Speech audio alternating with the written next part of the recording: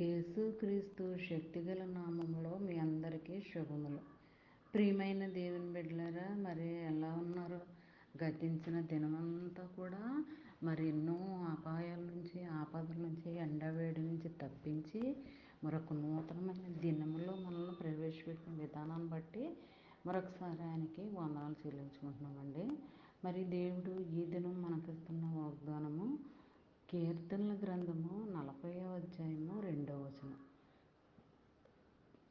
నాశనకరమైన గుంటలో నుండి, జిగటగల దొంగ ఊబులో నుండి ఆయన నిన్ను పైకెత్తును.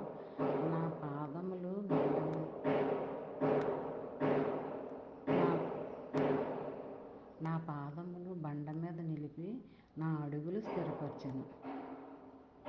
ప్రియమైన దేవుని బిడ్డలారా, దేవుడు ఈ వాగ్దానంలో మరి నువ్వు ఎలాంటి ఊబులో దిగిపోయినా సరే, ఎలాంటి జీవితంలో నువ్వు ఉన్నప్పటికీ, నాశనకరమైన గుంటలో పడిపోయినప్పటికీ మరి దేవుడు నిన్ను లేవనిస్తానని మాటిస్తున్నాడండి ఇందులో. మరి అంతే కదండి, నిన్ను బండ మీద నిలుపుతానని అంటున్నాడండి, బండ మీద స్థిరపరుస్తానని అంటున్నాడు. మరి ఇలాంటి నీ అడుగులు మరి స్థిరపరుస్తానని అంటున్నాడు.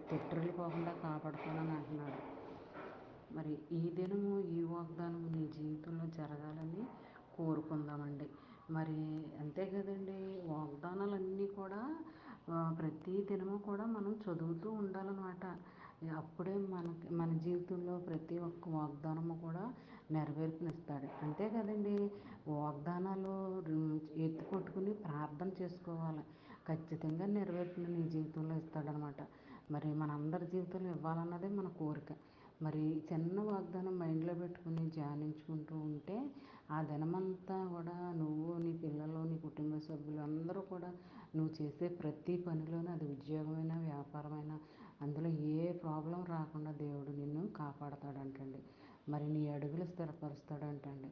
అది బండ మీదే నిలుపుతాడంటండి. బండ మీద ఏది వచ్చినా అది బండ మీద ఉన్నప్పుడు అది పడిపోదనమాట. స్థిరంగా స్థిరపరుస్తాడనమాట. మరి ఈ దినమంతా ఈ వాగ్దానం నీ జీవితంలో జరగాలని, నా జీవితంలో జరగాలని కోరుకుంటూ